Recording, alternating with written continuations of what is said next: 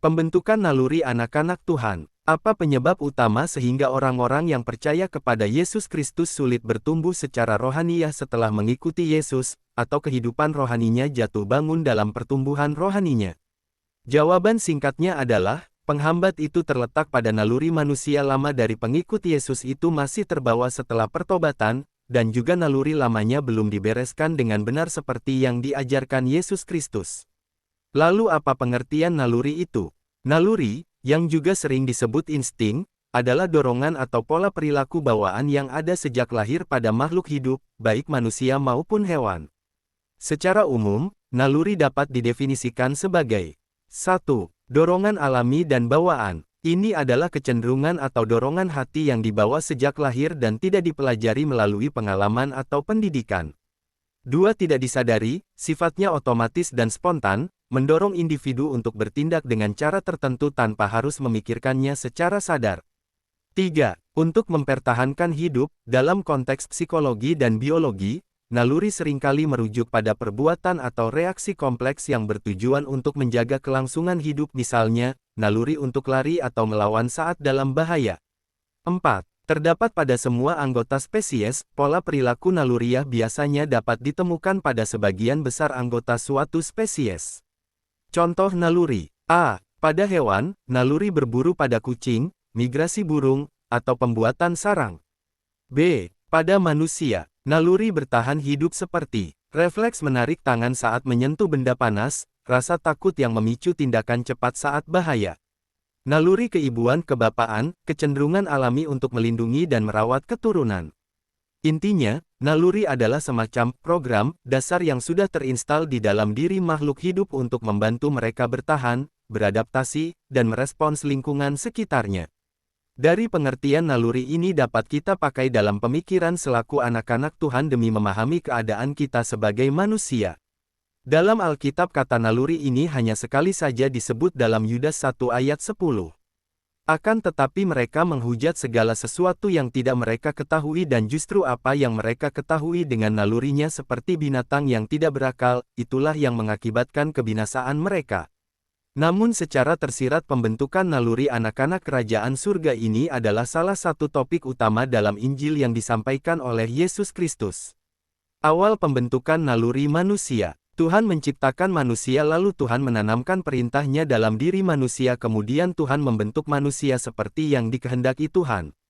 Hal ini tertulis dalam Kejadian 1 ayat 26-30, seperti, beranak cucu, memenuhi nafkah hidup berupa segala tumbuhan dan biji-bijian dan juga menguasai segala binatang di air dan udara dan hewan ternak di bumi.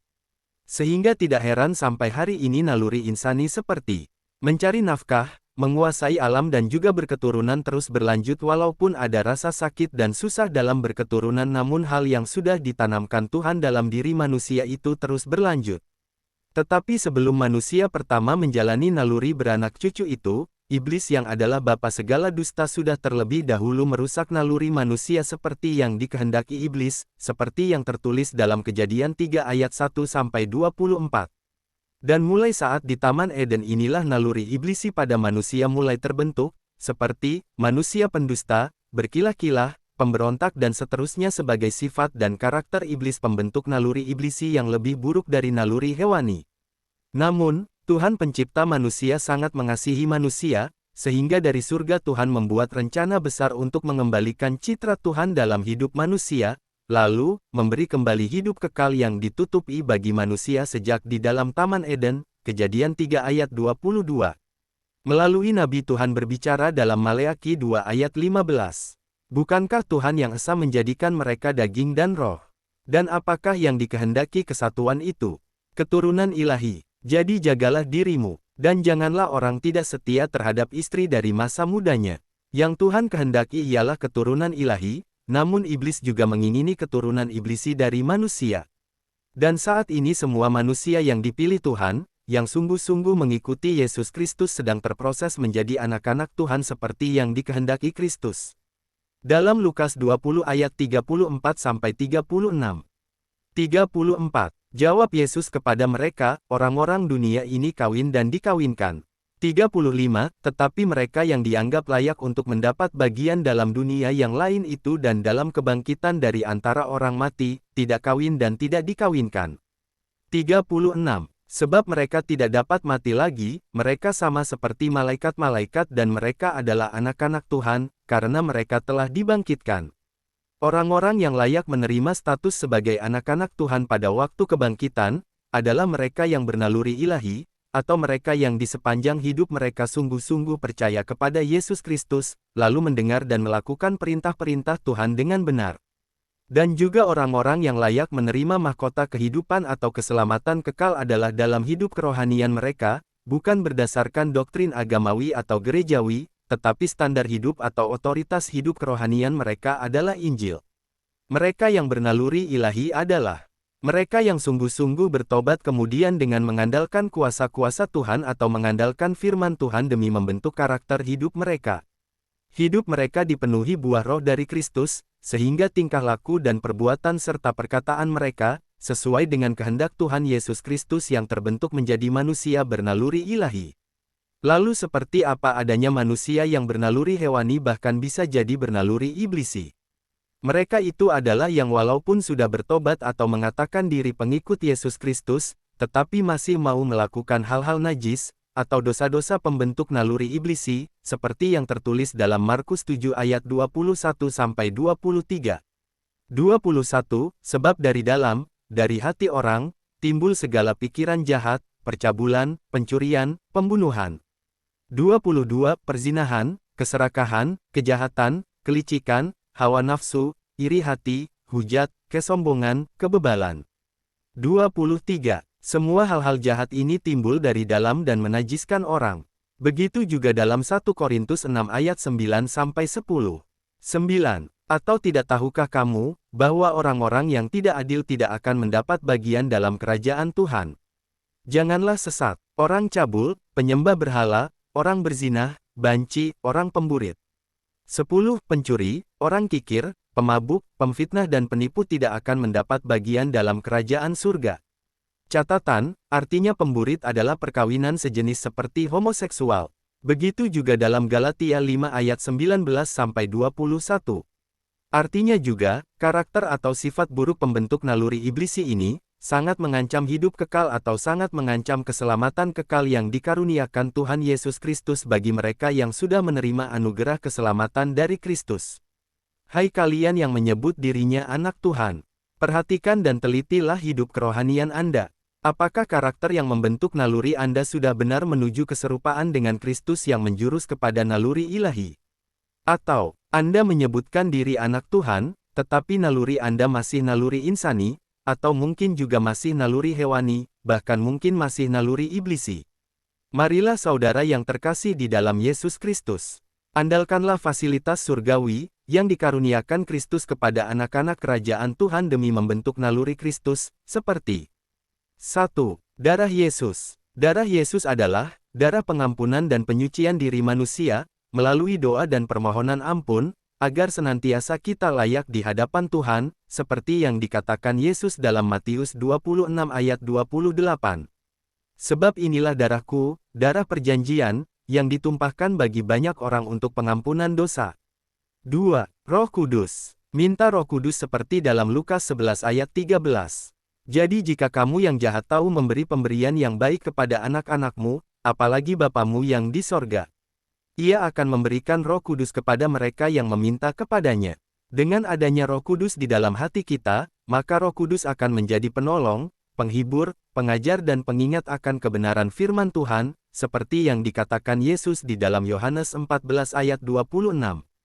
Tetapi penghibur, yaitu Roh Kudus, yang akan diutus oleh Bapa dalam namaku, Dialah yang akan mengajarkan segala sesuatu kepadamu dan akan mengingatkan kamu akan semua yang telah kukatakan kepadamu. 3. Malaikat Tuhan. Tuhan juga menyediakan malaikat Tuhan bagi setiap pengikut Yesus seperti yang dikatakan Yesus dalam Matius 18 ayat 10. Ingatlah, jangan menganggap rendah seorang dari anak-anak kecil ini. Karena aku berkata kepadamu, ada malaikat mereka di sorga yang selalu memandang wajah Bapakku yang di sorga. Oleh karena itu, mintalah malaikat Tuhan, agar malaikat Tuhan dapat menjaga dan melayani setiap orang yang diselamatkan Tuhan, seperti yang tertulis dalam Ibrani 1 ayat 13-14.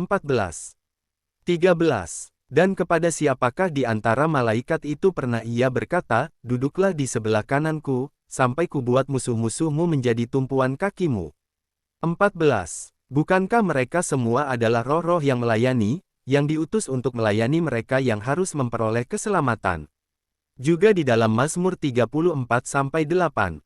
Malaikat Tuhan berkemah di sekeliling orang-orang yang takut akan Dia, lalu meluputkan mereka. Dan juga dalam Mazmur 91 ayat 11-13. 11. Sebab malaikat-malaikatnya akan diperintahkannya kepadamu untuk menjaga engkau di segala jalanmu. 12. Mereka akan menatang engkau di atas tangannya, supaya kakimu jangan terantuk kepada batu. 13. Singa dan ular tedung akan kau langkahi, engkau akan menginjak anak singa dan ular naga.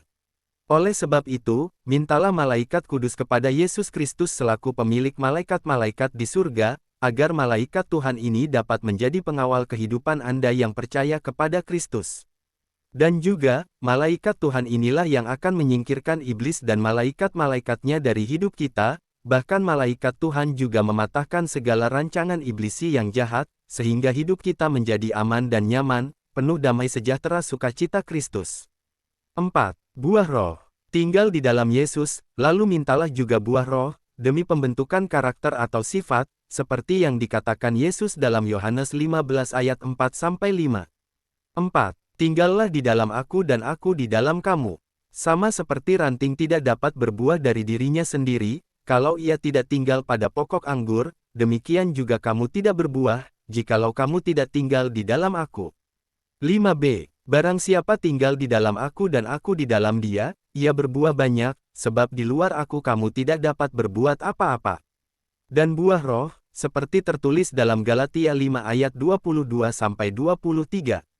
22. Tetapi buah roh ialah kasih, sukacita, damai sejahtera, kesabaran, kemurahan, kebaikan, kesetiaan. 23. Kelemah lembutan, penguasaan diri. Tidak ada hukum yang menentang hal-hal itu. Dan buah roh inilah yang akan menggantikan hal-hal jahat yang tadinya ada di dalam hati kita, yang ditempatkan iblis. Maka dari buah roh inilah juga, karakter murid Yesus akan terbentuk naluri, dari naluri hewani atau insani menjadi bernaluri ilahi. 5. Kuasa dalam nama Yesus. Telah dikatakan dalam Yohanes 1 ayat 12. Tetapi semua orang yang menerimanya diberinya kuasa supaya menjadi anak-anak Tuhan, yaitu mereka yang percaya dalam namanya. Dan kuasa ilahi inilah yang Yesus berikan kepada 12 dan 70 murid seperti yang tertulis dalam Lukas 9 ayat 1-2. 1. Maka Yesus memanggil ke-12 muridnya, lalu memberikan tenaga dan kuasa kepada mereka untuk menguasai setan-setan dan untuk menyembuhkan penyakit-penyakit. 2. Dan ia mengutus mereka untuk memberitakan kerajaan Tuhan dan untuk menyembuhkan orang. Dan pada waktu kuasa yang diberikan Yesus kepada murid-murid dipraktekkan, maka hal besar pun terjadi, seperti yang disaksikan ke-70 murid yang menerima kuasa Kristus dalam Lukas 10 ayat 17-20.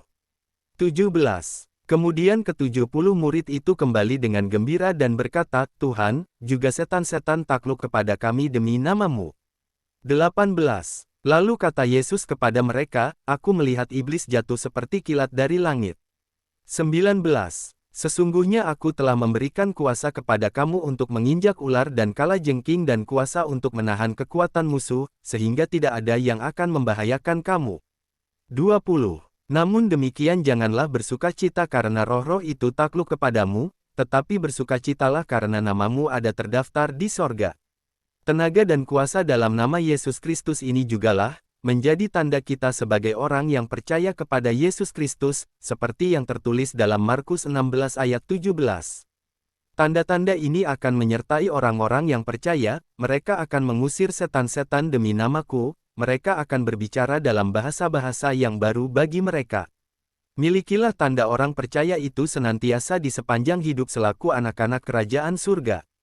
Selaku orang yang percaya kepada Yesus Kristus, pakailah nama Yesus Kristus demi mengenyahkan setan-setan serta memusnahkan kuasa iblisi dari hidup kita, sehingga kita dapat terbebas dari recokan iblis dan malaikat-malaikatnya.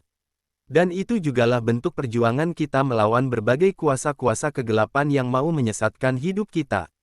Oleh karena sudah adanya fasilitas-fasilitas surgawi, seperti yang disampaikan di atas, maka secara rohaniah, selaku pengikut Yesus Kristus tidak ada alasan untuk tidak berubah dan berbuah juga bertumbuh. Dengan memanfaatkan fasilitas-fasilitas surgawi ini secara maksimal dan benar, maka murid Yesus akan terbentuk menjadi manusia yang bernaluri ilahi. Dan karakter yang utama, pembentuk naluri ilahi sebagai murid Yesus atau pengikut Yesus Kristus adalah manusia yang penuh dengan kasih ilahi, seperti yang disampaikan Yesus dalam hukum kerajaan surga yang tertulis dalam Matius 22 ayat 37-39. 37. Jawab Yesus kepadanya, "Kasihilah Tuhan, sembahanmu, dengan segenap hatimu dan dengan segenap jiwamu dan dengan segenap akal budimu." 38 itulah hukum yang terutama dan yang pertama. 39 dan hukum yang kedua, yang sama dengan itu, ialah, kasihilah sesamamu manusia seperti dirimu sendiri. Semua berpulang pada kehendak kita, mau dirubah atau tidak. Dan berbicara merubah kemanusiaan kita selaku murid Yesus atau pengikut Yesus.